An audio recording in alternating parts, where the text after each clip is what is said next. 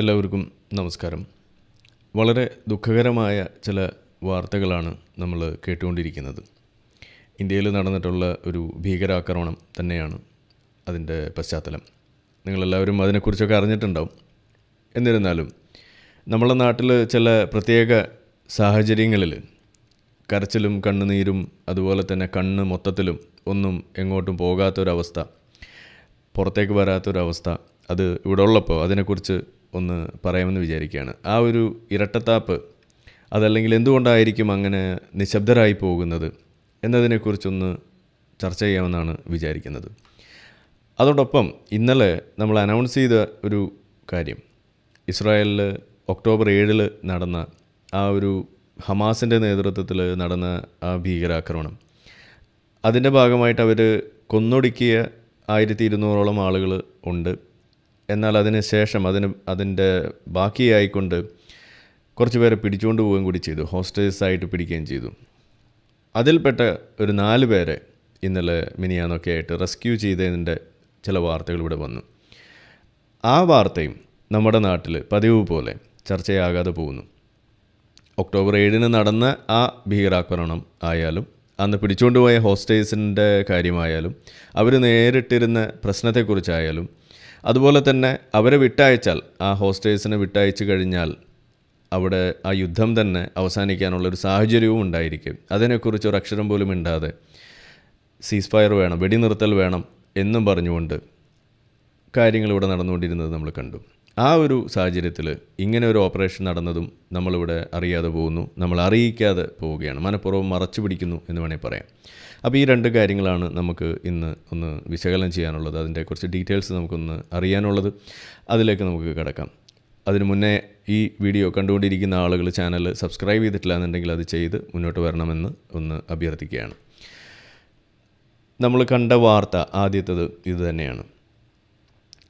കശ്മീരിൽ റിയാസി എന്ന് പറയുന്ന സ്ഥലം, ആ സ്ഥലത്ത് ഹിന്ദുക്കളായിട്ടുള്ള കുറച്ച് ആളുകൾ, നമ്മുടെ ഇവിടെയൊക്കെ നമ്മൾ ശബരിമലയിലേക്കൊക്കെ പോകുന്ന പോലെ വൈഷ്ണോദേവി എന്ന് പറയുന്ന സ്ഥലത്തേക്ക് യാത്ര പോകുന്ന ഒരു കൂട്ടം ആളുകൾ സഞ്ചരിച്ചിരുന്ന ബസ്സിന് നേരെ തീവ്രവാദികൾ വെടിവെക്കുന്നു. അതിൻ്റെ ഭാഗമായിക്കൊണ്ട് ആ ബസ് കൊക്കയിലേക്ക് വീഴുന്നു. 9-10 പേരോളം അവിടെ മരണപ്പെടുന്നു. 10-33 ആളുകൾക്ക് പരിക്ക് ഏൽക്കുന്നു. അങ്ങനെ ഒരു വാർത്തയാണ് നമ്മൾ കേൾക്കാനിടയായത്. ഇത് കാശ്മീരിനെ സംബന്ധിച്ചിടത്തോളം നമ്മൾ കഴിഞ്ഞ ഏതാനും നാളുകളായിട്ട് പറയുന്നൊരു കാര്യമുണ്ട്. കാശ്മീർ ഇപ്പോൾ പഴയ പോലെയല്ല, അത് സമാധാനം അവിടെ പുലർന്നു തുടങ്ങിയിരിക്കുന്നു.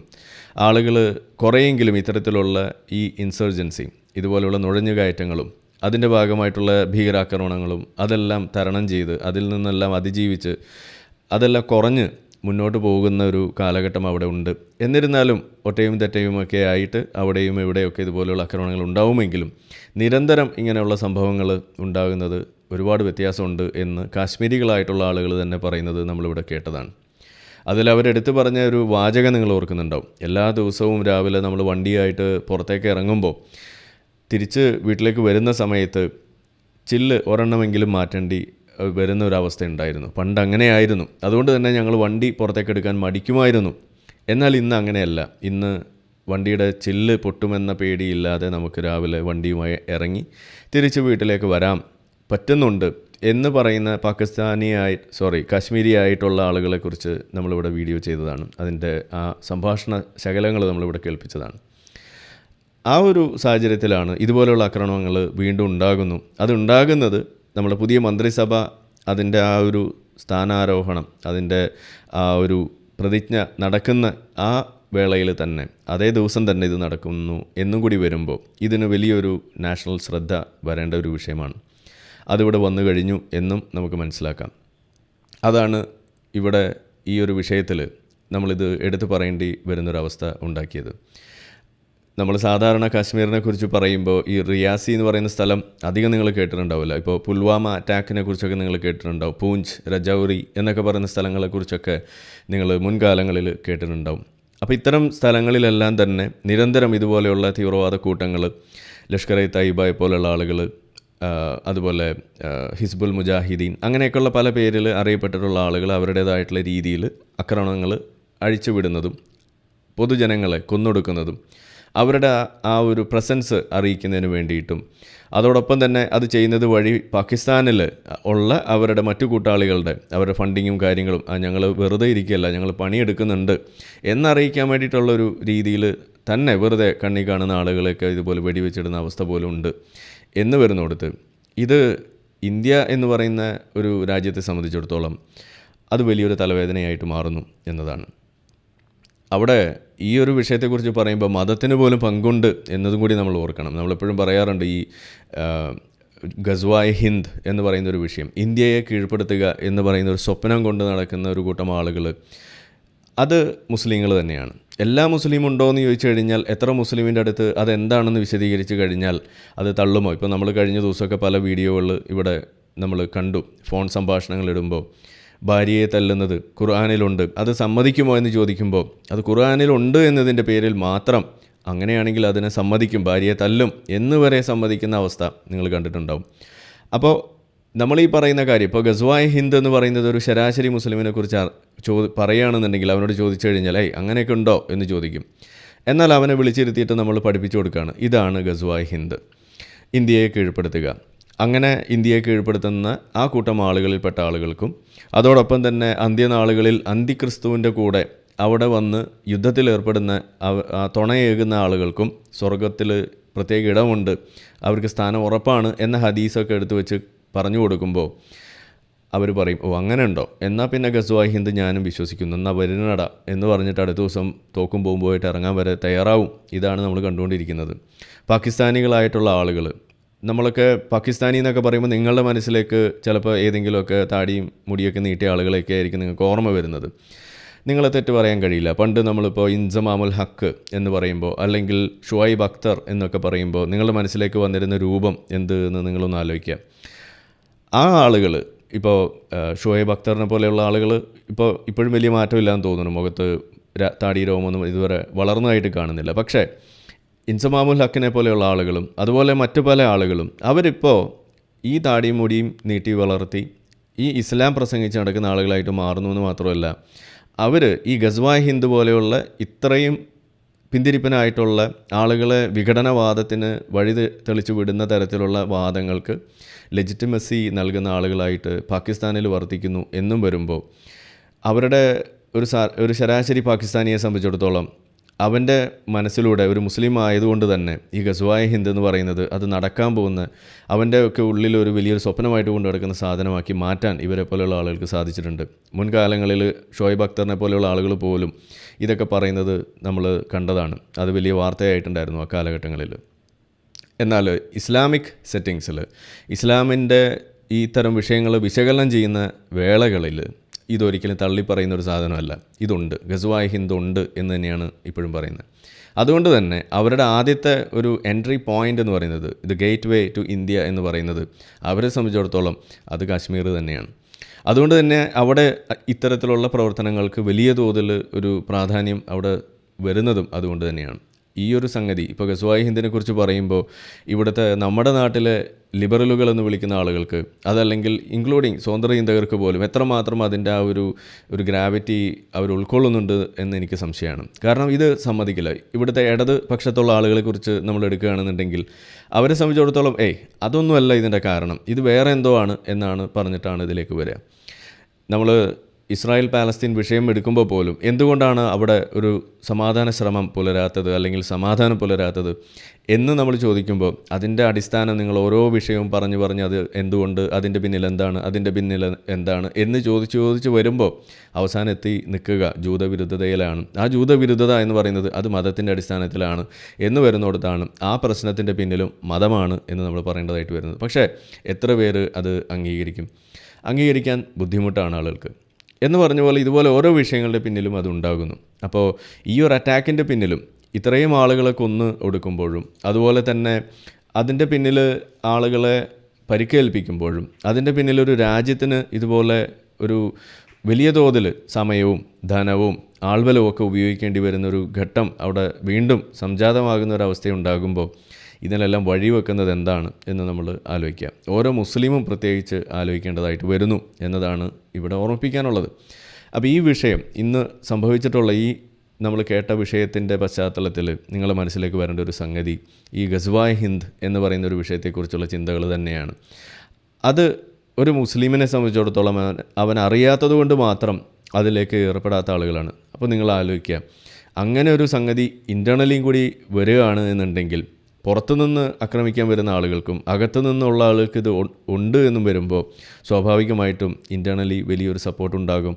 ഇത് തന്നെയാണ് പാകിസ്ഥാൻ്റെ ഭാഗത്തു നിന്നുണ്ടാകുന്ന വേളയിൽ കശ്മീരിലുണ്ടായിരുന്ന വിഘടനവാദികൾക്ക് വലിയ തോതിൽ സഹായകമായതും ഇവർ രണ്ടുപേരും കൂടി ഒന്നിച്ചുകൊണ്ട് ഇതുപോലുള്ള പല പരിപാടികളും ആസൂത്രണം ചെയ്തു വന്നിരുന്നത്. അതിന് അവർ ഏറ്റവും കൂടുതൽ ദുരുപയോഗം ചെയ്തു വന്നിരുന്നതാണ് ആ 370 റദ്ദാക്കപ്പെട്ട അതിൻ്റെ ആ വകുപ്പുകൾ. ഇന്ന് അതും എടുത്തു കളഞ്ഞതിനോട് കൂടി പലതും അത്തരത്തിലുള്ള കാര്യങ്ങൾ നടക്കുന്നതിന് ബുദ്ധിമുട്ടാവുകയും അവിടെ വലിയ തോതിൽ ഒരു ഇന്ത്യ മഹാരാജ്യം എന്നുള്ള രീതിയിൽ അതിൻ്റെ ഓരോ മുക്കിലും മൂലയിലുമുള്ള നിയമങ്ങൾ എങ്ങനെയാണോ ബാധകമാകുന്നത് അതേപോലെ അവിടെയും ബാധകമാകുന്ന ഒരു അവസ്ഥ ഉണ്ടാകുമ്പോൾ സ്വാഭാവികമായിട്ട് ഇത്തരം കാര്യങ്ങൾക്ക് വലിയൊരു കൺട്രോൾ വരുന്നതായിട്ട് നമുക്ക് കാണാൻ സാധിച്ചു. അത് പൂർണ്ണതയിലെത്തി എന്നല്ല പറയുന്നത്, പക്ഷേ അതിലേക്ക് അടുത്തുകൊണ്ടിരിക്കുന്നതിൻ്റെ ഇടയിലാണ് വീണ്ടും വീണ്ടും ഇതുപോലുള്ള കാര്യങ്ങൾ വരുന്നത് എന്ന് നമ്മൾ ഓർക്കണം. അപ്പോൾ ആദ്യമേ തന്നെ ഇങ്ങനെ ഒരു വിഷയത്തിന് അതിൻ്റെ പേരിൽ ജീവൻ നഷ്ടപ്പെടേണ്ടി വന്ന ആ സുഹൃത്തുക്കൾക്ക്, ആ കുട്ടികൾക്ക്, ആ പ്രായമായ ആളുകൾക്ക്, ആ വനിതകൾക്ക് അവരോടൊപ്പം നമ്മളെ മനസ്സ് അവിടെ ഉണ്ട്. അവർക്കുള്ള ആ ഒരു ആദരാഞ്ജലികൾ നമുക്ക് എല്ലാവർക്കും അർപ്പിക്കാം. വലിയ തോതിൽ വിഷമമുണ്ടാക്കുന്ന ഒരു വിഷയം തന്നെയാണ് എന്ന് പറയുന്നതിൽ ഒരു സംശയമില്ല. തീവ്രവാദ ആക്രമണങ്ങൾ എന്ന് പറയുന്നത് അത് മതം നോക്കാതെ അതിൻ്റെ കാരണങ്ങൾ നോക്കാതെ അപലപിക്കാൻ പോലും സാധിക്കാത്തൊരു ഘട്ടത്തിൽ നമ്മൾ എത്തി നിൽക്കുമ്പോൾ ഇതിങ്ങനെ എടുത്തു പറയേണ്ടി വരുന്നതിൽ ഒരു വിഷമമുണ്ട് എന്നതാണ് നമ്മൾ കാണുന്നത്. നമ്മുടെ നാട്ടിൽ ഇതൊക്കെ ഒരു വിഷയമായിട്ട് ചർച്ച ചെയ്യുന്നത്, ഇതിനെക്കുറിച്ചുള്ള ഒരു വിഷയം ഇതിൻ്റെ പിന്നിലൊരു രാഷ്ട്രീയമുണ്ട് എന്നുണ്ടെങ്കിൽ അത് വലിയ തോതിൽ ചർച്ചയാക്കും. ഇല്ല എന്നുണ്ടെങ്കിൽ അത് ഒരു നോർമൽ സംഭവമായിട്ട് ഇതൊക്കെ അവിടെ നടക്കുന്നതാണല്ലോ എന്ന രീതിയിൽ ആക്കി മാറ്റിയിട്ട് അതിൻ്റെ പിന്നിലുള്ള വിഷയത്തെ പോലും ചർച്ചയാക്കാൻ മടിക്കുന്നു എന്ന് വരുന്നിടത്ത് ആണ് ഈ ഗസ്വായ് ഹിന്ദ് എന്ന് പറയുന്ന സാധനം അതെന്തോ കെട്ടുകഥയാണ് എന്നും പറഞ്ഞ് ഇന്നും ആളുകൾ വിശ്വസിക്കുന്ന നിലയിലേക്ക് എത്തിയത്. അപ്പോൾ ഒരു ഇന്ത്യൻ മുസ്ലിമിനെ സംബന്ധിച്ചിടത്തോളം പ്രത്യേകിച്ചും നിങ്ങൾ അറിഞ്ഞിരിക്കേണ്ട കാര്യമാണ്, നിങ്ങൾ ഇന്ത്യയിലാണ് എന്നുണ്ടെങ്കിലും നിങ്ങളെയും ആക്രമിക്കാൻ വേണ്ടി തന്നെയാണ് ഇതിന് പുറത്തുള്ള ആളുകൾ കോപ്പ് കൂട്ടിക്കൊണ്ടിരിക്കുന്നത് എന്നത് നിങ്ങൾ ഓർക്കുന്നത് നല്ലതാണ്. അതിനേക്കുള്ള സൂചനകളാണ് ഇതുപോലുള്ള കാര്യങ്ങൾ ഇവിടെ ഇട്ടുവെക്കുന്നത്. ഈ ബസ്സിൻ്റെ ഡ്രൈവറും അതുപോലെ തന്നെ അതിൻ്റെ കിളി എന്ന് നമ്മൾ വിളിക്കുന്ന ഹെൽപ്പർ രണ്ടുപേരും വെടിയേറ്റ് മരിച്ചു എന്നാണ് അറിയുന്നത്. അവരെക്കുറിച്ച് അന്വേഷിച്ചപ്പോഴാണ് അത് ഓർമ്മയിൽ അല്ലെങ്കിൽ ആ ഒരു വിവരം നമുക്ക് കിട്ടുന്നത്. കാരണം എനിക്കൊരു ആകാംക്ഷ, എങ്ങനെയായിരിക്കും ആ ഡ്രൈവറും അതിൻ്റെ ഹെൽപ്പറും കാര്യങ്ങൾ കൈകാര്യം ചെയ്തത് എന്നുള്ളത്. വെടിയേറ്റിട്ടും നിയന്ത്രണം നഷ്ടപ്പെടാതെ ഒരുവിധം അത് ഇതുപോലെ വെട്ടിച്ച് മാറ്റി കൂടുതൽ വെടിയേൽക്കുന്ന അവസ്ഥ ഒഴിവാക്കിയെങ്കിലും അത് കൺട്രോൾ പോയി താഴേക്ക് പതിക്കുന്ന അവസ്ഥയാണ് ഉണ്ടായത്. രണ്ടുപേരും അവിടെ മരിച്ചു എന്നാണ് അറിയുന്നത്. എന്തായാലും അവർക്കും വലിയ തോതിൽ ഒരു പ്രണാമം നമ്മൾ അർപ്പിക്കുകയാണ്. ഇതുപോലെ ആളുകളുടെ ജീവൻ ഇതുപോലെ കയ്യിൽ കൊണ്ട് നടക്കുന്ന ആളുകളാവുമ്പോൾ നമുക്ക് വേറെ ഒന്നും പറയാനില്ല. ഈ ഒരു ആക്രമണത്തിൻ്റെ ഉത്തരവാദിത്തം ഏറ്റെടുത്തിട്ട് ഒരു കൂട്ടം ആളുകൾ മുന്നോട്ട് വന്നിട്ടുണ്ട്. അത് ലഷ്കർ എ തയ്യബ എന്ന് പറയുന്ന ആ ഭീകര സംഘടന, ആ സംഘടനയുടെ തന്നെ ഭാഗമായിട്ടുള്ള ഇന്ത്യ പ്രോസ്ക്രൈബ് ചെയ്തിട്ടുള്ള മറ്റൊരു സംഘടന അല്ലെങ്കിൽ അതിൻ്റെ ഒരു ഓഫ് ഷൂട്ട് എന്ന് വിളിക്കാവുന്ന TRF ദ റെസിസ്റ്റൻറ്റ് ഫ്രണ്ട് എന്ന പേരിലുള്ള ഒരു തീവ്രവാദ കൂട്ടമാണ് അതിന് ഉത്തരവാദിത്തം ഏറ്റെടുത്തിരിക്കുന്നത്. അപ്പോൾ അവർക്ക് അതിൻ്റേതായിട്ടുള്ള കാരണങ്ങളുണ്ട് കേട്ടോ.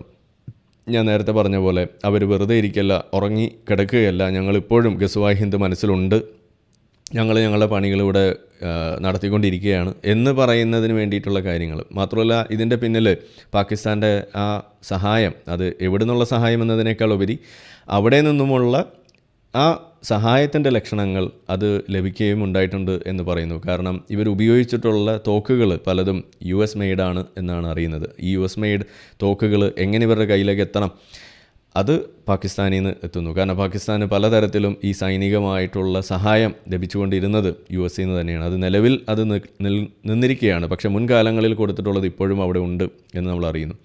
എന്തായാലും അത് ഇവിടെ തെളിവായിട്ട് കിട്ടിയിട്ടുണ്ട്.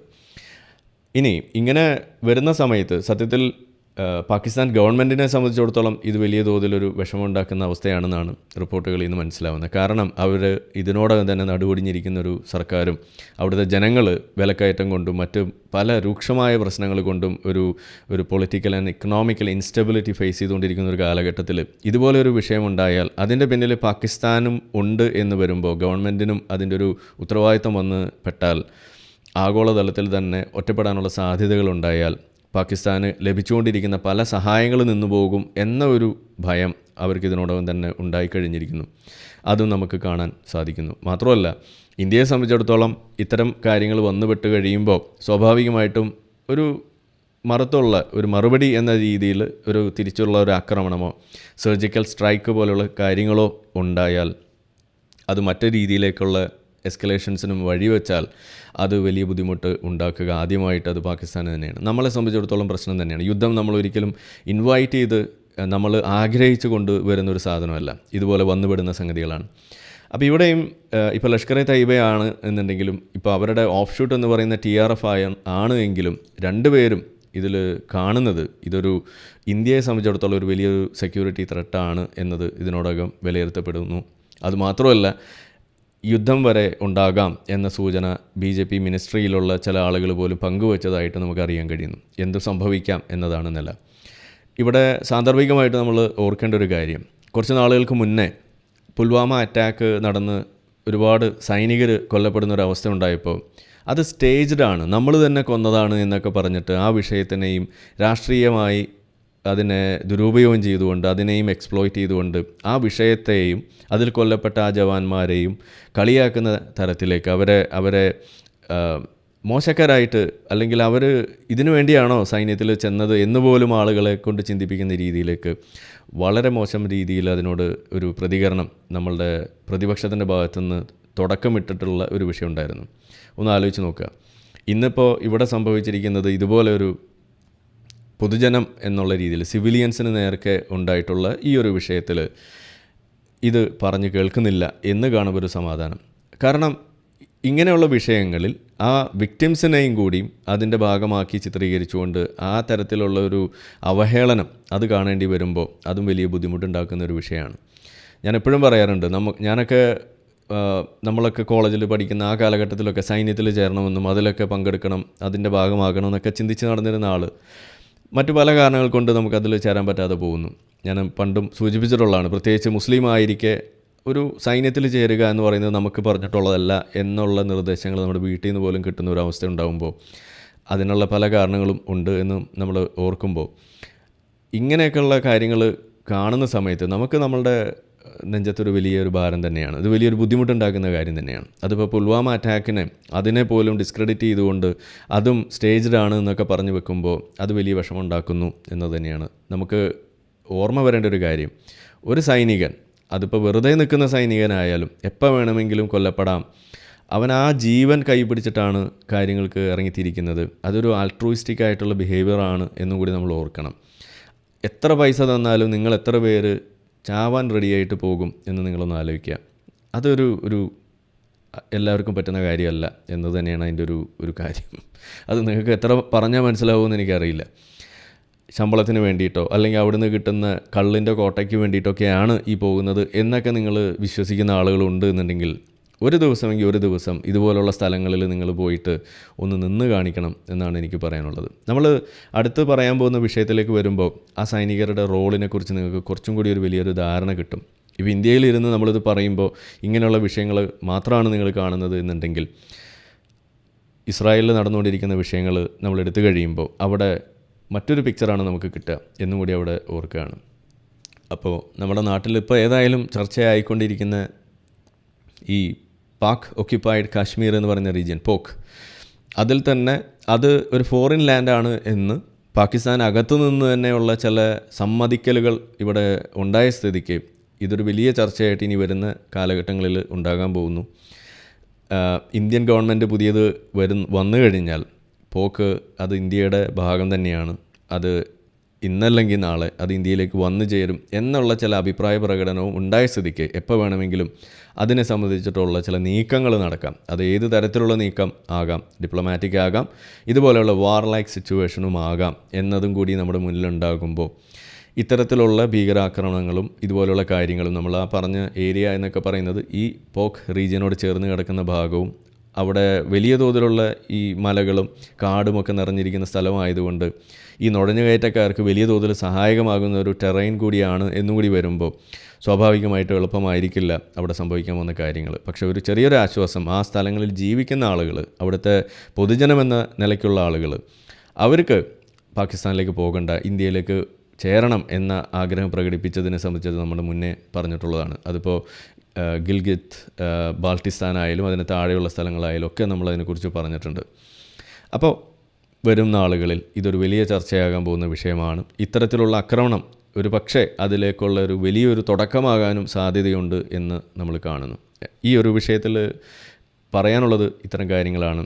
അവസാനമായിട്ട് കൊല്ലപ്പെട്ട ആ 9-10 പേർക്കും അതോടൊപ്പം പരിക്കേറ്റ ആളുകൾക്കും അവരുടെ ആ ദുഃഖത്തിൻ്റെ കൂടെ നമ്മൾ നിന്നുകൊണ്ട് ഇത്തരം വിഷയങ്ങൾ ആവർത്തിക്കാതിരിക്കാൻ നമ്മൾ ആഗ്രഹിച്ചുകൊണ്ടും, അതുകൂടാതെ ഇതിലേക്ക് വഴിവെക്കുന്ന ആശയങ്ങൾ, മതം എന്ന ആശയം പ്രധാനമായിട്ടും അതിന് ഒരു അന്ത്യം വരണം എന്ന് തന്നെ നിങ്ങൾ ഓരോരുത്തരും ആഗ്രഹിക്കണമെന്നാണ് ഞാൻ പറഞ്ഞു വെക്കുന്നത്. എന്തുകൊണ്ട് ഈ മതങ്ങളെ ഇങ്ങനെ വിമർശിക്കുന്നു എന്ന് ചോദിച്ചു കഴിഞ്ഞാൽ അതിൻ്റെ കാരണം ഇതൊക്കെ തന്നെയാണ്. എങ്ങനെ കറങ്ങി തിരിഞ്ഞ് നോക്കിക്കഴിഞ്ഞാലും, നിങ്ങൾ ഓരോ വിഷയം എടുത്തു കഴിഞ്ഞാലും അതിൻ്റെയൊക്കെ അവസാനം it boils down to religion, one or the other എന്നത് നമ്മൾ പറയാറുണ്ട്. ഒരു മതം അല്ലെങ്കിൽ മറ്റൊരു മതം, അതിലേക്കാണ് അത് അവസാനമായിട്ട് എത്തിച്ചേരുന്നത്. അത് ആറ്റിക്കുറുക്കി എടുക്കുമ്പോൾ അതിൻ്റെ അവസാനം അത് മതം തന്നെയാണ്. അങ്ങനെ കിട്ടുന്ന മതങ്ങളിൽ ഭൂരിപക്ഷവും പലപ്പോഴും അത് ഇസ്ലാമുമായിട്ട് മാറുന്നു എന്നതുകൊണ്ടാണ് നമുക്ക് ഇസ്ലാമിനെ തന്നെ തെരഞ്ഞു പിടിച്ച് പിന്നാലെ ഓടിച്ചിട്ട് ഇതേപോലെ തല്ലേണ്ട ഒരു അവസ്ഥയും വരുന്നത്. ഇന്ന് നിലവിൽ പേ പിടിച്ച് നടക്കുന്ന ഒരു പട്ടി കണക്കെയുള്ള ഒരു മതം എന്ന് പറയുന്നത് അത് ഇസ്ലാം തന്നെയാണ് എന്ന് പറയേണ്ടി വരുന്നതും അതുകൊണ്ടാണ്.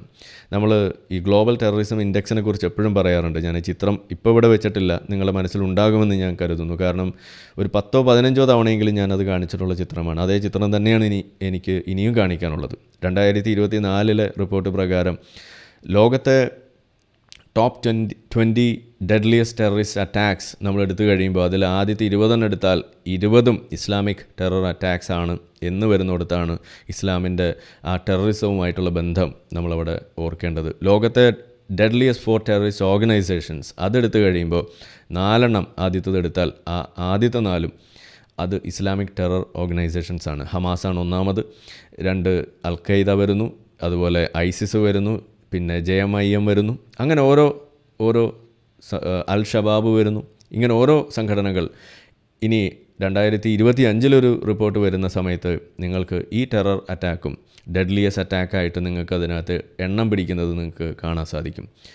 ഇന്ത്യയുടെ സ്ഥാനവും ഈ ടെററിസം ഭൂപടത്തിൽ ഇതുപോലെ നിലനിർത്തുന്നതിന് ജമ്മു ആൻഡ് കാശ്മീരിലെ ഈ വിഘടനവാദികൾ, പാകിസ്ഥാനിൽ നിന്നുള്ള ഇത്തരത്തിലുള്ള ഇസ്ലാമിക് ടെററിസ്റ്റുകൾക്കുള്ള പങ്ക് അത് നമ്മൾ ഓർക്കണം.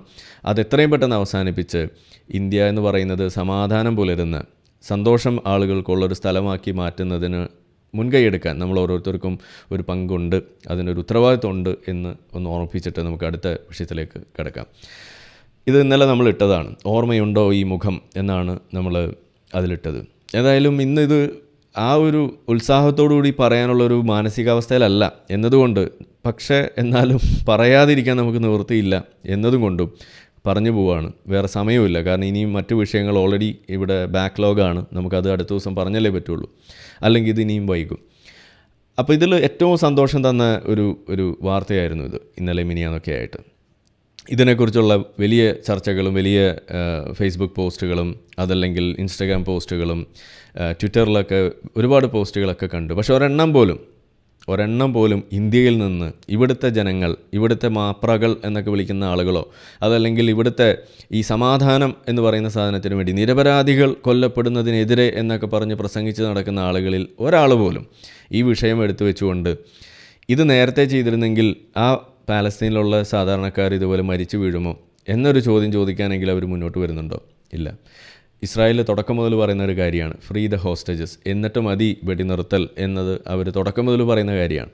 ഏതായാലും ഇന്നിപ്പോൾ നമ്മൾ കാണുന്ന കാഴ്ച, ഇസ്രായേൽ കണ്ണും പൂട്ടി ആ പരിപാടിക്ക് ഇറങ്ങി തിരിച്ചു. അവരുടെ നാട്ടിൽ നിന്ന് പിടിച്ചുകൊണ്ട് പോയിട്ടുള്ള 400-400 വരുന്ന ആ ഹോസ്റ്റേഴ്സിനെ തിരിച്ചു പിടിച്ചേ അടങ്ങൂ എന്നതിൽ അവർക്ക് നിർബന്ധ ബുദ്ധിയുണ്ട്. അവരതിനുള്ള എല്ലാ പദ്ധതികളും തയ്യാറാക്കി. റഫ എന്ന് പറയുന്ന സ്ഥലത്ത് അവസാനം ഹമാസ് തീവ്രവാദികൾ മുഴുവൻ അടിഞ്ഞുകൂടിയ ആ ഒരു ഏരിയയിലേക്ക് അവർ വളഞ്ഞ് അതിൻ്റെ മുക്കിലും മൂലയിലും അരിച്ചു പെറുക്കി അതിലുള്ള ഓരോ ടണലുകളും കുത്തിപ്പൊട്ടിച്ച് അതിനകത്തുനിന്ന് ആളുകൾ രക്ഷപ്പെടുത്തുന്ന കാഴ്ച.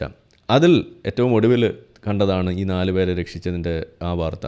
ഇനി അതിനുശേഷം ഏതെങ്കിലും രക്ഷിച്ചോ എന്ന് എനിക്കറിയില്ല, അതുണ്ടാവാനുള്ള സാധ്യതയുണ്ട്. അത് അറിയുന്ന മുറയ്ക്ക് നമുക്കത് അപ്പോൾ പറയാം. ഏതായാലും ഇപ്പോൾ നമ്മളെടുക്കുന്ന വാർത്ത ഇതാണ്.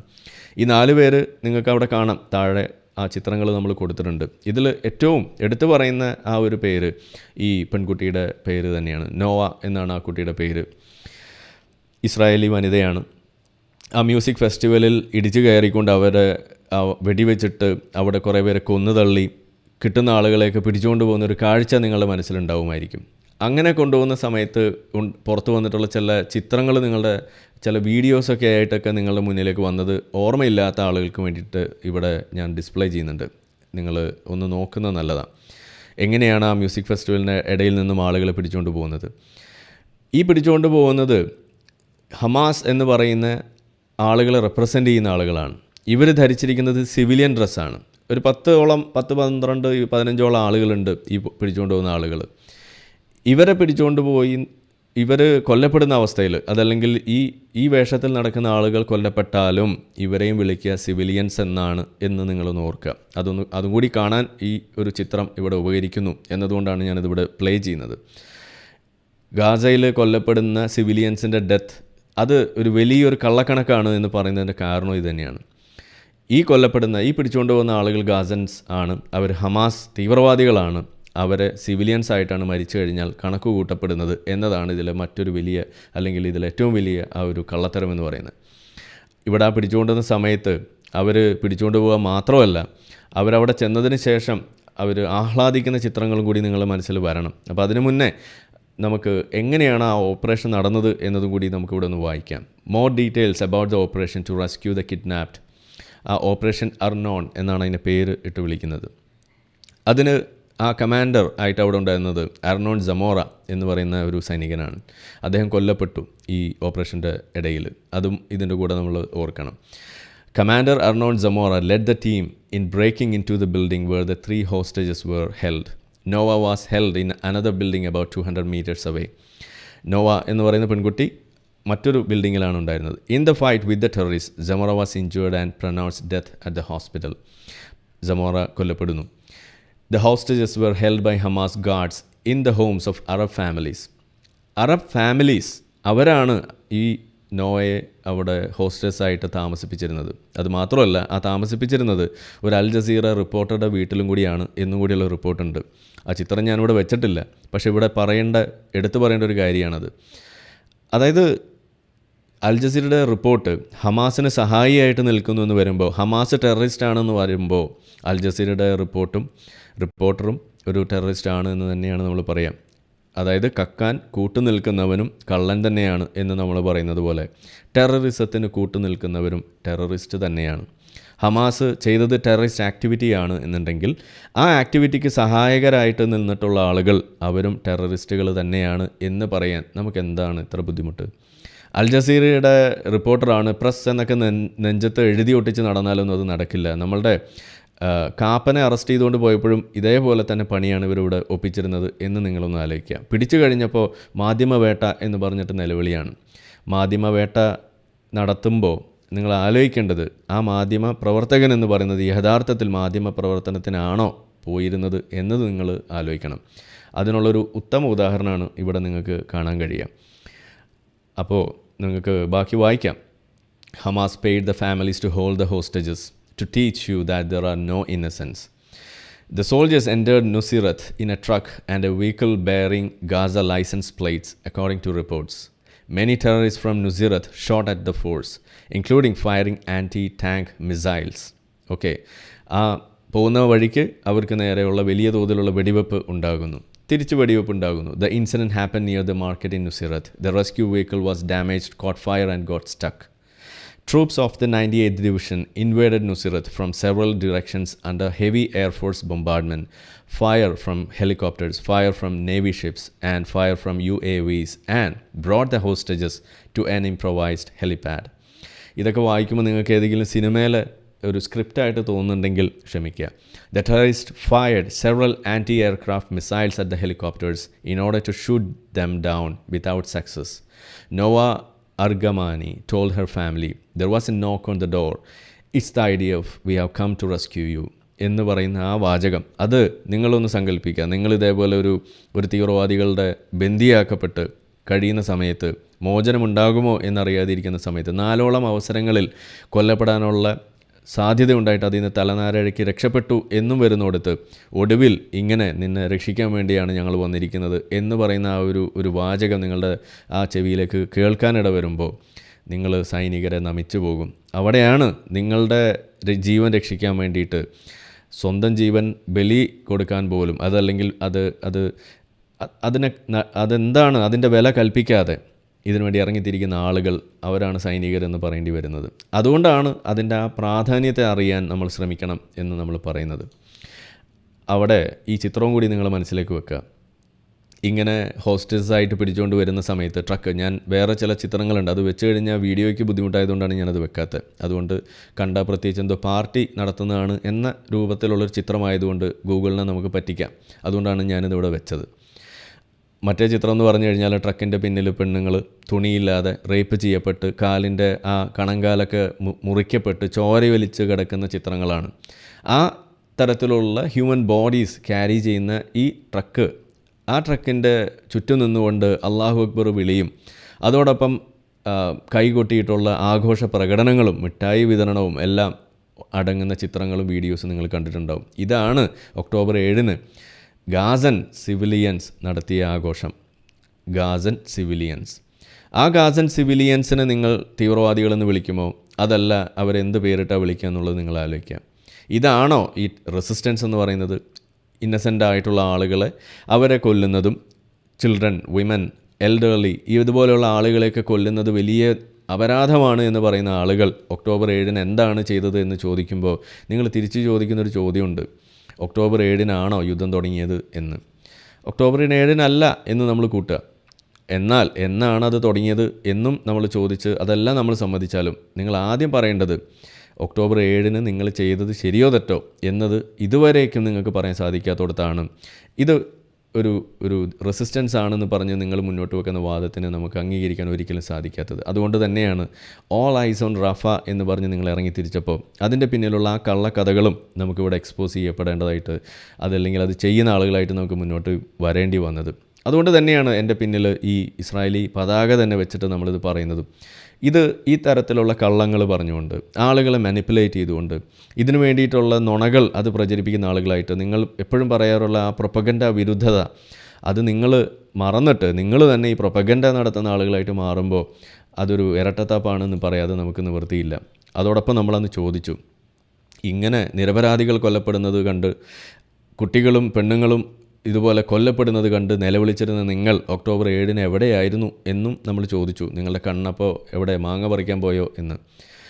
അപ്പോൾ നിങ്ങൾ ആലോചിക്കേണ്ടത് ഈ തരം കാര്യങ്ങൾ ഇപ്പം ഞാനിവിടെ ഇരുന്ന് പറയുന്നത് പോലെ മാത്രമല്ല, ഇത് ഗാസൻ സിറ്റിസൻസ് പോലും, അതിനകത്ത് പെട്ടിട്ടുള്ള സാധാരണ ജനങ്ങൾ പോലും തിരിച്ച് അറിഞ്ഞു തുടങ്ങിയിട്ടുള്ളൊരു കാര്യമാണ്.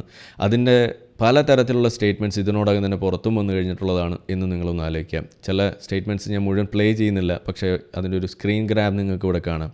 To all the people of Hamas don't come out of their tunnels എന്ന് പറഞ്ഞിട്ട്, അതായത് ഈ നമ്മളുടെ ഹമാസ് പോരാളികൾ എന്നൊക്കെ വിളിക്കുന്ന ആളുകൾ ടണലിൻ്റെ അടിയിലിരിക്കുകയും സാധാരണക്കാരായിട്ടുള്ള ആളുകളുടെ ജീവൻ അപകടത്തിലാക്കുന്ന രീതിയിൽ എല്ലാ പണിയും ഒപ്പിച്ചിട്ട് അവർ സുഖിച്ച് കഴിയുന്ന അവസ്ഥ അത് ഗാസൻ സിറ്റിസൻസ്, ആ ഇന്നസെൻ്റ് ആയിട്ടുള്ള ആളുകൾ തിരിച്ചറിഞ്ഞു കഴിഞ്ഞിട്ടുണ്ട്. പക്ഷേ ഇന്നും നമ്മുടെ നാട്ടിലുള്ള അതിൻ്റെ ആൾക്കാർക്ക് ഇപ്പോഴും മനസ്സിലായിട്ടില്ല. ഈ വീഡിയോ നിങ്ങൾക്ക് ഇവിടെ കാണാം. ഇത് അൽ ജസീറ തന്നെ റിപ്പോർട്ട് ചെയ്തിട്ടുള്ള വീഡിയോ ആണ്. അതായത് ഒക്ടോബർ 7-ന് ശേഷവും ഒക്ടോബർ 7-ന് മുന്നേയും ഗാസ എങ്ങനെ എന്ന് പറഞ്ഞുകൊണ്ട് ഒരു യമണ്ടൻ വീഡിയോ. ഇതാണ് നമ്മളിവിടെ കാണുന്നത്. അതിൽ നിങ്ങൾക്ക് കാണാം ഗാസ പണ്ട് ഇങ്ങനെയായിരുന്നു ഇപ്പോഴിങ്ങനെയാണ് എന്ന് പറഞ്ഞിട്ട്. അപ്പോൾ ഇത് കാണുമ്പോൾ ഒരു ശരാശരി മുസ്ലിമിനെ സംബന്ധിച്ചിടത്തോളം അവൻ്റെ മനസ്സിലേക്ക് എന്താ വരിക, ഓ ക്രൂരന്മാരായ ഇസ്രായേലികൾ അവരെല്ലാം നശിപ്പിച്ചു, എങ്ങനെ ഉണ്ടായിരുന്ന ഗാസയായിരുന്നു 2021 ഇങ്ങനെയായിരുന്നു ഉണ്ടായിരുന്നത്, ഇപ്പോൾ എല്ലാം നശിപ്പിച്ചു കഴിഞ്ഞിരിക്കുന്നു എന്ന് പറഞ്ഞിട്ട് വിലപിക്കുന്ന ഗാസൻ സിറ്റിസൻസിനെയും ആളുകളെയും നമ്മുടെ നാട്ടിലുള്ള പുരോഗമനവാദികളെയും എക്സ് മുസ്ലിങ്ങളായിട്ടുള്ള ആളുകളൊക്കെ നമുക്കിവിടെ കാണാം. അപ്പോൾ നിങ്ങൾ ആലോചിക്കേണ്ടത്, നിങ്ങൾ ഈ ഒക്ടോബർ 7 മുന്നേ വരെ എന്തായിരുന്നു പറഞ്ഞുകൊണ്ട് നടന്നിരുന്നത്? അത് നിങ്ങൾ എപ്പോഴെങ്കിലും ആലോചിച്ചിട്ടുണ്ടോ? ഗാസ എന്ന് പറയുന്നത് നിങ്ങൾ ഫ്രീ ആണെന്നൊക്കെ പറയും, പക്ഷേ ഗാസ ഫ്രീ അല്ല, അതൊരു ഓപ്പൺ എയർ പ്രിസൺ ആണ് എന്നാണ് നിങ്ങൾ പറഞ്ഞുകൊണ്ടിരുന്നത്. അപ്പോൾ ഒക്ടോബർ 7 സംഭവിക്കുന്നത് വരെ ഈ ചിത്രത്തിലുള്ള ഇതേ ഗാസ നിങ്ങൾക്കൊരു ഓപ്പൺ പ്രിസൺ ആയിരുന്നു. അവിടെ ആളുകൾ വളരെയധികം കഷ്ടപ്പെടുകയായിരുന്നു, ജീവിക്കാൻ ബുദ്ധിമുട്ടുകയായിരുന്നു, അവർക്ക് ഭക്ഷണമില്ല, വെള്ളമില്ല, വൈദ്യുതിയില്ല എന്ന് പറഞ്ഞ് നിങ്ങൾ അവർക്ക് വേണ്ടി കേഴുകയായിരുന്നു. ഒക്ടോബർ 7 ശേഷം യുദ്ധം തുടങ്ങി, അവിടെ പ്രശ്നങ്ങൾ ആരംഭിച്ചു. ഈ കാണുന്ന ഓരോ ബിൽഡിങ്ങിൻ്റെയും അടിയിലൂടെ പോയിക്കൊണ്ടിരിക്കുന്ന 500 കിലോമീറ്ററോളം ഉള്ള ആ ടണൽ നെറ്റ്വർക്ക്, അതിനകത്ത് ഒളിഞ്ഞിരുന്ന് അമ്പും വില്ലും അല്ലല്ലോ വിടുന്നത്, മിസൈൽ തന്നെയാണല്ലോ. അങ്ങനെ വിടുന്ന സമയത്ത് തിരിച്ചിങ്ങോട്ട് അറ്റാക്ക് വരുന്നു. അതിൻ്റെ ഭാഗമായിക്കൊണ്ട് ഈ വിടുന്ന സ്ഥലം എന്ന് പറയുന്നത് സ്കൂളിൻ്റെ അടിയിൽ, ഹോസ്പിറ്റൽസിൻ്റെ അടിയിൽ, നഴ്സറി സ്കൂളിൻ്റെ അടിയിൽ, പല തുരങ്കങ്ങളിലേക്കുള്ള വാതിൽ പോലും പോകുന്നത് നഴ്സറി ക്ലാസ്സിൻ്റെ ഉള്ളിൽ കൂടെയാണ്, സ്കൂളിൻ്റെ ഉള്ളിൽ കൂടെയാണ്. കുട്ടികളിരിക്കുമ്പോൾ മോനെ ഒന്ന് മാറിയിടാ, ഞാനൊന്ന് തുരങ്കത്തിലേക്ക് പോട്ടടാ എന്ന് പറഞ്ഞ് കുട്ടികളെ മാറ്റിയിട്ട് ഇറങ്ങിപ്പോണ കാഴ്ച വരെ നിങ്ങൾക്ക് ഇവിടെ കാണാം. ഇതായിരുന്നു ഹമാസ് അവിടെ ചെയ്തുകൊണ്ടിരുന്നത്. അത് അവിടെ ഉണ്ടായിരിക്കെ ഈ തുരങ്കം 500 കിലോമീറ്റർ തുരങ്ക നെറ്റ്വർക്ക് എന്ന് പറഞ്ഞു കഴിഞ്ഞാൽ നിങ്ങളൊന്ന് ആലോചിക്കുക അത് എത്രത്തോളം ഉണ്ടാവുമെന്ന്. കേരളത്തിൽ നിന്ന് നമ്മൾ ഒരു കണക്കെടുത്താൽ തിരുവനന്തപുരത്ത് നിന്ന് നമ്മളുടെ കാസർഗോഡ് വരെ പോകാനുള്ള ദൂരം ഏതാണ്ട് അത്ര തന്നെ വരും എന്ന് നിങ്ങൾക്ക് ഏകദേശം ഒരു ധാരണ കിട്ടാൻ വേണ്ടി പറയാം. 600 കിലോമീറ്റർ എങ്ങാണ്ടാണ്, 100 കിലോമീറ്ററിൻ്റെ വ്യത്യാസമേ ഉള്ളൂ. 500 കിലോമീറ്ററോളം വരുന്ന ഇത്തരത്തിലുള്ള തുരങ്ക നെറ്റ്വർക്ക്, അതിനകത്ത് ഇരുന്നിട്ടാണ് ഈ പണി മുഴുവൻ ഒപ്പിച്ചിരുന്നത്. ആ തുരങ്കങ്ങൾ തകർത്ത് തന്നെയാണ് കാര്യങ്ങൾ മുന്നോട്ട് കൊണ്ടുപോകാൻ പറ്റുള്ളൂ എന്ന് തിരിച്ചറിയുമ്പോൾ അത് തകർത്തപ്പോൾ എന്താണ്, അതിൻ്റെ മുകളിലുള്ള സ്കൂൾ പൊളിയും, അതിൻ്റെ മുകളിലുള്ള ഹോസ്പിറ്റൽ പൊളിയും, അതിൻ്റെ മുകളിലുള്ള നഴ്സറി സ്കൂൾ പൊളിയും, അതിൻ്റെ മുകളിലുള്ള പള്ളിയും പൊളിയും. അങ്ങനെയാണ് ഇന്നിപ്പോൾ ഈ കാണുന്ന ചിത്രം ഇവിടെ വന്നത്. അപ്പോൾ ഒന്നുകിൽ നിങ്ങൾ പറയണം ഗാസ ഓപ്പൺ പ്രിസൺ അല്ലായിരുന്നു, എല്ലാം വളരെ ബ്യൂട്ടിഫുൾ ആയിരുന്നു, ഒക്ടോബർ 7 ശേഷമാണ് ഇതെല്ലാം പ്രശ്നമായത് എന്ന് നിങ്ങൾ സമ്മതിക്കുക. അതല്ല എന്നുണ്ടെങ്കിൽ നിങ്ങൾ ഒക്ടോബർ 7 മുന്നേ ഈ പറയുന്നൊരു ഓപ്പൺ പ്രിസൺ ആയിരുന്നു, ഇപ്പോൾ ഞങ്ങൾ തന്നെ വാങ്ങിച്ചതാണ് ഇപ്പോൾ ഈ പറയുന്ന സാധനം, ഞങ്ങൾക്ക് ഇതിങ്ങനെ ഇടയ്ക്ക് നന്നായിട്ട് ഇരിക്കുന്നത് ഞങ്ങൾക്കൊരു സുഖമുള്ള കാര്യമല്ല, ഇടയ്ക്കിടയ്ക്ക് ഇതൊന്ന് പൊളിച്ച് പണിയിൽ ഞങ്ങൾക്കൊരു താല്പര്യമുള്ള കാര്യമാണ്, അതുകൊണ്ട് ഞങ്ങളിങ്ങനെ ചെയ്തതാണ് എന്ന് നിങ്ങൾ സമ്മതിക്കുക. ഏതെങ്കിലും ഒരു വാദം നിങ്ങൾ മുന്നോട്ട് വെക്കണമെന്നാണ് എനിക്ക് വിനീതമായിട്ട് അഭ്യർത്ഥിക്കാനുള്ളത്. അല്ലെങ്കിൽ നിങ്ങൾ തന്നെ ഈ വീഡിയോയ്ക്കായിട്ട് ഇറങ്ങുമോ എന്നാണ് എനിക്ക് ചോദിക്കുക. നിങ്ങൾ മുന്നോട്ട് വെച്ച വാദം നിങ്ങൾ തന്നെ പൊളിക്കുന്നതാണ് ഈ കാണുന്നത്. അപ്പോൾ ഇനിയും എനിക്ക് പറയാനുള്ളത് ഇത്രയേ ഉള്ളൂ. ഈ വിഷയം അതിനെക്കുറിച്ച് പറയുമ്പോൾ, മനസ്സിലാക്കാൻ ശ്രമിക്കുമ്പോൾ, അതിൻ്റെ ചരിത്രം നിങ്ങൾ കുഴിച്ചെടുക്കാൻ നോക്കുമ്പോൾ, നിങ്ങൾക്ക് ആവശ്യമുള്ള അത്ര കുഴിച്ചെടുത്തിട്ട് അതിനെ ന്യായീകരിക്കാൻ പോകുമ്പോൾ നിങ്ങൾ ഓർക്കേണ്ടത്, ഇസ്രായേൽ ഒരിക്കലും ഈ വിഷയത്തിൽ ഒരു പരിഹാരം വേണം, സമാധാനം വേണം, ഞങ്ങൾക്കിവിടെ എക്സിസ്റ്റ് ചെയ്യണമെന്ന് പറയുന്നതിനുള്ള കാരണം അവരൊരിക്കലും പറഞ്ഞിട്ടുള്ളത്, അല്ലെങ്കിൽ അവർ പറഞ്ഞുകൊണ്ടിരിക്കുന്നത് ഞങ്ങളാണ് ഇവിടുത്തെ ആദ്യത്തെ ആളുകൾ എന്നുള്ള നിലയ്ക്കല്ല. അത് നിങ്ങൾ ആലോചിക്കുക. പഴയത് ചരിത്രത്തിലേക്ക് പോയിക്കൊണ്ട് അതിൻ്റെ മണ്ണ് കുഴിച്ചെടുത്ത് അതിനകത്തു നിന്നുള്ള എല്ലും പല്ലും കാണിച്ച് ഇതെൻ്റെ ഉപ്പുപ്പാൻ്റെ പല്ലാണെന്ന് പറഞ്ഞിട്ടല്ല അവരവിടെ സ്ഥാനം ഉറപ്പിക്കാൻ നോക്കുന്നത്. അവർ നോക്കുന്ന അതൊക്കെ ഉണ്ട് ശരി, ഇനി ഇല്ലെങ്കിലും ഇന്നത്തെ സാഹചര്യത്തിൽ ഇവിടെ കോഎക്സിസ്റ്റ് ചെയ്യണമെന്നുണ്ടെങ്കിൽ അതിന് ചില കാര്യങ്ങളുണ്ട് എന്ന് പറഞ്ഞുകൊണ്ട് മുന്നോട്ട് പോകാൻ ശ്രമിക്കുന്ന ആളുകളും, എന്നാൽ ഇതങ്ങനെയല്ല, ഇത് പണ്ട് ഞങ്ങളായിരുന്നു ഇവിടെ, ഇത് ഞങ്ങളെ പിടിച്ചടക്കിയതാണ് എന്നും പറഞ്ഞുകൊണ്ട് ആ ചരിത്രവും പറഞ്ഞുകൊണ്ട് ഇതിൽ സൊല്യൂഷൻ കണ്ടെത്താൻ വേണ്ടി നടക്കുന്ന ആളുകളും അതിനോടൊപ്പം ജൂതവിരുദ്ധതയും കൂടുമ്പോൾ യഥാർത്ഥത്തിൽ ആരാണ് സമാധാനത്തിന് വേണ്ടി നിലകൊള്ളുന്നത് എന്ന് നിങ്ങൾ സ്വയം ആലോചിക്കുക. ഏറ്റവും മിനിമം ഇസ്രായേലിൽ 20% അറബ് മുസ്ലിംസ് തന്നെയാണ് ഉള്ളത് എന്നും കൂടി നിങ്ങൾ ആലോചിക്കുക. ഈ പറയുന്ന IDF അടക്കം മുസ്ലിങ്ങളായിട്ടുള്ള ആളുകളുണ്ട് എന്ന് നിങ്ങൾ ആലോചിക്കുക. ഇസ്രായേലിൻ്റെ പാർലമെൻറ്റിലടക്കം മുസ്ലിങ്ങളുണ്ട് എന്നതും നിങ്ങൾ ആലോചിക്കുക.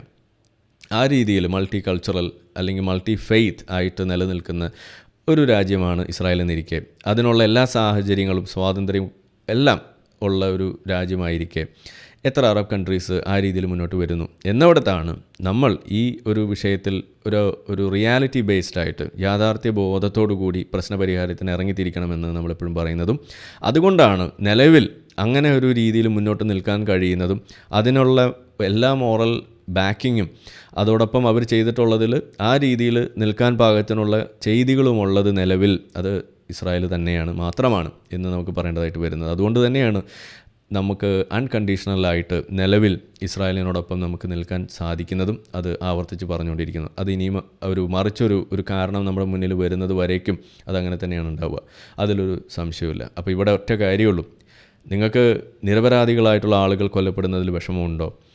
കുട്ടികൾ ഇതുപോലെ കൊല്ലപ്പെടുന്നതിൽ നിങ്ങൾക്ക് വിഷമമുണ്ടോ? പ്രായം ചെന്ന ആളുകളെ ഇതുപോലെ നരകിപ്പിക്കുന്നതിൽ നിങ്ങൾക്ക് വലിയ വിഷമമുണ്ടോ? ബിൽഡിങ്ങുകളൊക്കെ ഇങ്ങനെ പൊളിഞ്ഞു വീഴുന്നത് കാണുമ്പോൾ നിങ്ങൾക്കിങ്ങനെ ചങ്കിടിപ്പ് ഉണ്ടാകുന്നുണ്ടോ? ഉണ്ടെങ്കിൽ നിങ്ങൾ ചെയ്യേണ്ടത് ഇത്രയേ ഉള്ളൂ, ആ ഹോസ്റ്റേഴ്സിനെ വിടാൻ പറയുക.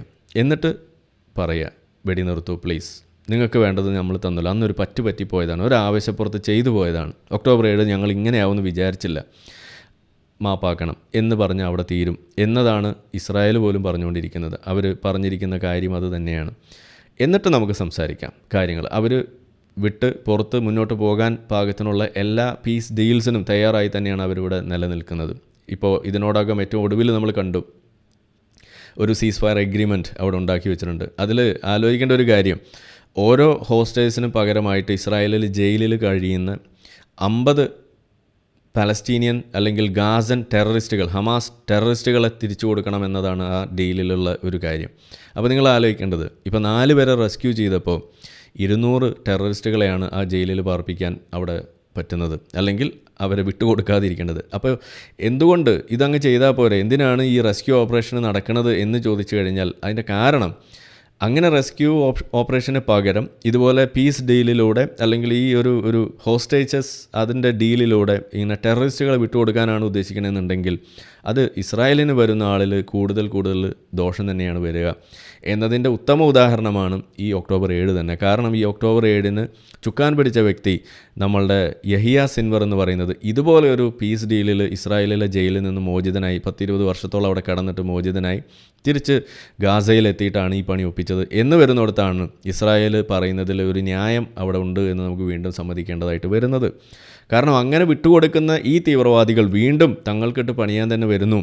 തങ്ങളുടെ പൊതുജനങ്ങൾക്ക് അവരുടെ സ്വൈര്യവിഹാരത്തിന് അവർ താമസിക്കുന്ന സ്ഥലങ്ങൾക്ക് നേരെ കണ്ണും മൂക്കും ഇല്ലാതെ വെടിയുതിർക്കുക, ഇതുപോലെ പടക്കം പൊട്ടിക്കാൻ വേണ്ടി നോക്കുക, അതുപോലെ ജോലിക്ക് വേണ്ടി സമ്പാദിക്കുന്ന ആ പാസ് ഉപയോഗിച്ചുകൊണ്ട് ഇസ്രായേലിലേക്ക് ഔദ്യോഗികമായിട്ട് കടന്നു കയറിക്കൊണ്ട് എന്നിട്ട് അതിനകത്ത് നിന്നുകൊണ്ട് ഈ പറയുന്ന പരിപാടിക്ക് അതിന് നേതൃത്വം കൊടുക്കുക, ഇൻസൈഡറായിട്ട് നിന്നുകൊണ്ട് ഹമാസിന് വേണ്ട എല്ലാ ഒത്താശയും ചെയ്തു കൊടുത്തത് പോലും ഒക്ടോബർ 7 നമ്മൾ കണ്ടതാണ്. അവിടെയാണ് ഈ പീസ് ഡീലിൻ്റെ ഭാഗമായിക്കൊണ്ട് ഹോസ്റ്റേഴ്സിന് പകരം ഇതുപോലെ ഓരോ ഹോസ്റ്റേഴ്സിന് 50 പേരെ തിരിച്ചു വിട്ടുകൊടുക്കണമെന്ന് പറയുന്നതിനോട് ഇസ്രായേൽ എന്തിന് എതിർക്കുന്നു എന്നതിൻ്റെ ഉത്തരവും അവിടെ തന്നെയാണ് വരുന്നത്. അപ്പോൾ ഇത് അങ്ങനെ എല്ലാ രീതിയിൽ നമ്മൾ നോക്കുമ്പോൾ വളരെ പ്രാധാന്യം അർഹിക്കുന്ന ഒരു വിഷയമാണ് എന്ന് നമ്മൾ പറയേണ്ടതായിട്ട് വരുന്നു. അപ്പോൾ അതുകൊണ്ട് ഞാൻ ഇപ്പോഴും പ്രിഫർ ചെയ്യുന്നത് ഈ റെസ്ക്യൂ ഓപ്പറേഷൻസ് പരമാവധി മുന്നോട്ട് കൊണ്ടുപോയിട്ട് പരമാവധി ആളുകളെ ഇതുപോലെ റെസ്ക്യൂ ചെയ്തെടുക്കുന്നത് തന്നെയാണ് നല്ലത് എന്നതാണ് എൻ്റെ ഒരു ഒപ്പീനിയൻ. ഇനി ഇതിൽ ഏറ്റവും വലിയ മറ്റൊരു തമാശ എന്ന് വേണമെങ്കിൽ പറയാം. കാരണം ഈ ഒക്ടോബർ 7 നടന്ന ആ ഒരു സംഭവം 1200ഓളം ആളുകളെ കൊല്ലുന്നു, ഇതുപോലെ കുറേ ആളുകളെ ഹോസ്റ്റേഴ്സായിട്ട് പിടിച്ചുകൊണ്ട് പോകുന്നു. അപ്പോൾ ഇസ്രായേൽ അതിന് തിരിച്ചടിക്കുന്നു, അങ്ങനെ അവിടെ ബോംബിടാൻ വേണ്ടി തുടങ്ങിയ സമയത്ത് അവിടെ ആളുകൾ കൊല്ലപ്പെടുന്നു. ഉടനെ നമ്മൾ കേട്ടത് എന്താണ്? അത് ഡിസ്പ്രൊപ്പോർഷനേറ്റ് ആണ്, ഇസ്രായേൽ ചെയ്യുന്നത് പ്രൊപ്പോർഷൻ ഇല്ല എന്നാണ് പറയുന്നത്. ശരി, അപ്പോൾ ഇപ്പോൾ ഉള്ള നിലവിളി എന്താണെന്ന് പറഞ്ഞു കഴിഞ്ഞാൽ ഈ 4 പേരെ രക്ഷിക്കാൻ വേണ്ടി ഇറങ്ങി തിരിച്ചപ്പോൾ അവർക്കെതിരെ ഫയർ ചെയ്ത് അവർക്കെതിരെ അതുപോലെ മിസൈൽ തൊടുത്തുവിട്ട് അവർ സഞ്ചരിച്ചിരുന്ന ആ റെസ്ക്യൂ ചെയ്ത് കൊണ്ടുപോകുന്ന ഹെലികോപ്റ്ററിന് നേരെ അടക്കം അവിടെ ഫയർ ചെയ്ത ആളുകൾക്ക് തിരിച്ച് അങ്ങോട്ട് വെടിവെച്ച് അതിൽപ്പെട്ട 270ഓളം ആളുകൾ കൊല്ലപ്പെടുന്നു. ഈ ഒറ്റ റെസ്ക്യൂ ഓപ്പറേഷനിൽ കൊല്ലപ്പെട്ടത് 274 ആളുകളാണ്. 274 ടെററിസ്റ്റുകളാണ് എന്ന് വരുന്നിടത്ത് ഇപ്പോൾ പറയുന്നത് അത് ഇത്രയും ആളുകളെ കൊന്നിട്ടാണ് 4 പേരെ കൊണ്ടുപോയത് എന്നാണ്. അപ്പോൾ നിങ്ങൾ ഏതെങ്കിലും ഒന്ന് വീണ്ടും പറയണമെന്നാണ് ഞാൻ പറയുന്നത്. പ്രൊപ്പോർഷനാണല്ലോ നോക്കണമെന്ന് പറഞ്ഞത്. അപ്പോൾ നിങ്ങളുടെ മനസ്സിലുള്ള ഈ പ്രൊപ്പോർഷൻ എന്താണ്? 1200 പേരെ നിങ്ങൾ തട്ടിക്കൊണ്ടുപോയി അവരെ റേപ്പ് ചെയ്തു, കൊലപാതകം നടത്തുന്നു, അതുപോലെ അവരെ ഇതുപോലെ ഗുഹകളിൽ ഇതുപോലെ തുരങ്കങ്ങളിലിട്ട് പീഡിപ്പിക്കുന്നു, ഇതൊക്കെ നിങ്ങൾ ചെയ്യുന്നു. അപ്പോൾ ഇസ്രായേലും നിങ്ങളെ അവിടെ കയറി വന്നിട്ട് ഇതേപോലെ ആകാശത്തുകൂടെ പറന്നിറങ്ങി എന്നിട്ട് നിങ്ങളിൽപ്പെട്ട ഒരു 1200ഓളം ആളുകളെ പിടിച്ച് എന്നിട്ട് ഇങ്ങനെ നിരത്തി നിർത്തിയിട്ട് എന്നിട്ട് അതിൽ കുട്ടികളെയൊക്കെ എണ്ണമൊക്കെ വളരെ കറക്റ്റായിട്ട് എണ്ണി തിട്ടപ്പെടുത്തി എന്നിട്ട് ആ കുട്ടികളെ കൊന്ന് ചില ആളുകളെ അവനിലേക്കിട്ട് അവിടെ ചുട്ട് ഇതുപോലെ ഇസ്രായേൽ ചെയ്യണമെന്നാണോ നിങ്ങൾ പറയുന്നത്? അത് സാധിക്കില്ല. കാരണം എന്താണ്? ഇസ്രായേൽ ഒരു സ്റ്റേറ്റ് പ്ലെയറാണ്, അതൊരു ടെററിസ്റ്റ് ഓർഗനൈസേഷൻ അല്ല.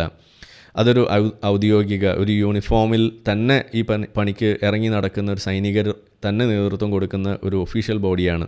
അവരാണ് അത് ചെയ്തുകൊണ്ടിരിക്കുന്നത്. അതല്ലാതെ നിങ്ങൾ നേരത്തെ കണ്ട വീഡിയോയിലുള്ള പോലെ ആ സ്കൂട്ടറിൽ ആ കുട്ടിയെ നോയെ തട്ടിക്കൊണ്ടു പോകുന്ന ആ വേഷത്തിൽ നടക്കുന്ന ഹമാസ് പോരാളികളല്ല സ്വാതന്ത്ര്യ സമരത്തിന് ഇറങ്ങി തിരിച്ചിരിക്കുന്നത് എന്ന് നിങ്ങളൊന്ന് ഓർത്തേക്കുക.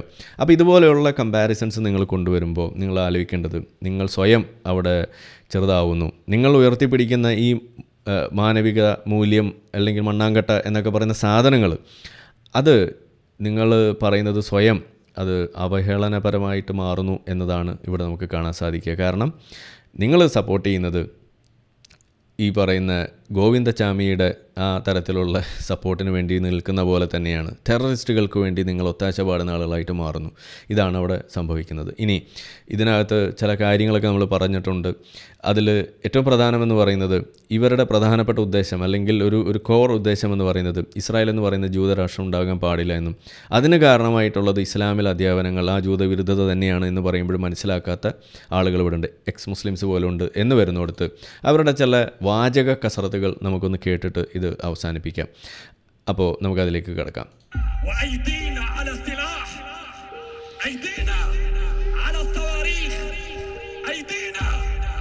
تفسير الباصات أيدينا على العمليات الاستشهادية.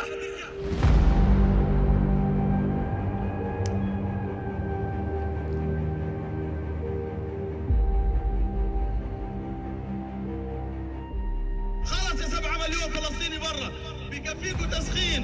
في عندكم يهود في كل مكان، يجب أن نهجم على كل يهودي متواجد في الكرة الأرضية ذبحا وقتلا بإذن الله سبحانه وتعالى. فلسطين من البحر إلى النهر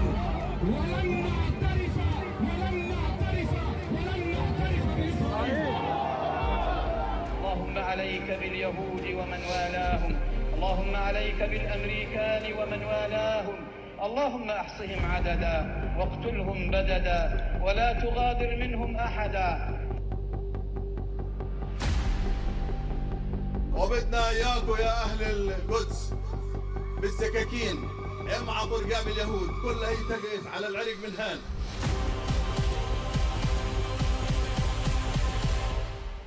أما نحن هنا في غزة فلن يلقوا منا إلا البارود والنار، لن يجدوا منا إلا യഹിയ സിൻവർ. الشهادة، لن يجدوا منا إلا الموت والقتل.